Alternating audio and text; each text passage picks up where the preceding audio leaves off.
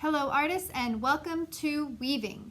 Today we are going to talk about how to use a flat board loom to create a weaving. Now weaving is a type of textile, meaning we're going to be using cloth, in this case our cloth is yarn, to weave on our loom. Now the loom has two different parts. So the first part of the loom that we're going to talk about here is the board. The board will not remain on your weaving when it's finished. So your board is there just to keep your weaving in place as you make it. The yarn that I've strung up and down here, that's your warp, W-A-R-P, like harp. You can think of it like a harp string, like you're going to play it. So your warp is what is going to be hidden under your woven strings. The strings we're using, going right to left, over, under, is our weft. I like to remember it by the weft goes right to left. So we have our warp and our weft on our loom. Now I've already begun two different weavings just to get a little bit of a head start so you can see what they can look like, and then I'm going to show you some simple techniques using one string and then some more complex techniques using two strings. Let's get started. So here I have two different weavings. This one I've just started with a straight across pattern. You can see those just go over, under, straight across, nothing really fancy there. Over here, I have one that I've added some rug texture to under a straight across pattern. Then I've also done where I've done part with one color, part with another color, and they're shared here in the string. I've done some more straight across and I've added some stripe patterns here. We're going to go over how to do some of these and I'm going to show you some new ones also. So let me just push this one to the side as we work on our weaving. All weavings begin with a straight across. Now we are going to be doing that because that is the simplest form of weaving and it also helps to hold it together. So to get started, just choose any color of string that you'd like to use. I like to make these little wraps, which I call mice. I call them my mice and my tail. And you pull your tail, you can unravel your mouse. Now, if your mouse turns into a big mess and you need to mice it up again, just hold the end of the string in between your thumb and your pointer finger and wrap it around your fingers loosely. You don't want to squeeze your fingers tight. This is just a loose wrap. And once you get your tail here, you can pinch your wrap in the middle and wrap it around the center. So if your mice get a little messy for storage, you can wrap them back up. When you're ready to use them, pull his tail until it becomes unraveled, and then you are ready to go. So when you are starting a weaving, you can start over or under. It doesn't matter. However, once you have a string that's existing, you're going to do the opposite of the string before it.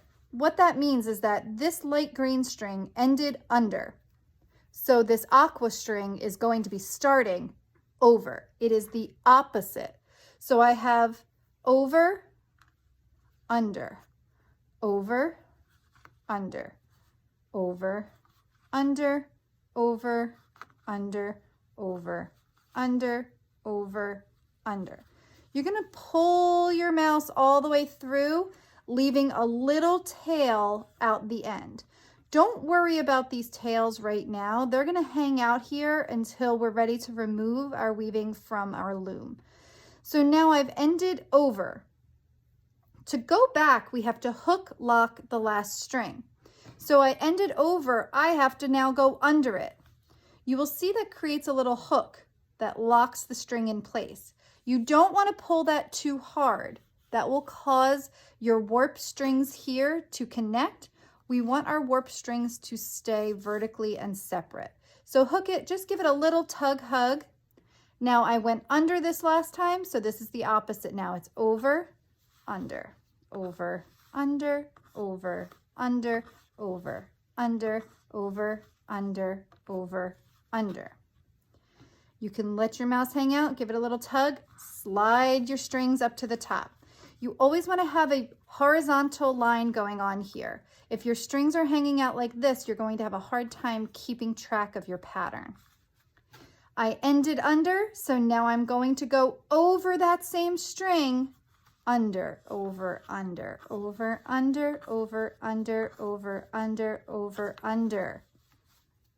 Okay, if you get a little bit of a knot, just carefully lift your strings and allow it to come out. Make sure not to tug your strings too tight so that they start to crisscross on your warp. If you end up with a knot here, carefully unravel it, and then you can remouse your string like we just discussed. And that's it for the basic pattern. So to get started, pick a color and just try doing a straight, basic over-under pattern, remembering that when you get to the end, give it a tiny tug, slide it up, and on your way back, do the opposite of how you ended. If you ended under, you will go over. If you end over, you will go under. And that's it. So finish up your string until you get all the way to the end. So now you can see that your string is getting rather short. To test to see if it will make it another row, just gently lay it across.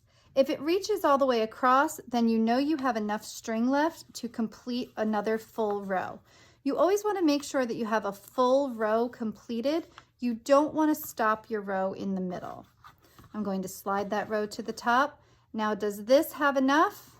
No, it does not. So I just allow that to hang out there. Remember, these little tails will disappear in the end. And that's it for your basic over-under straight weaving.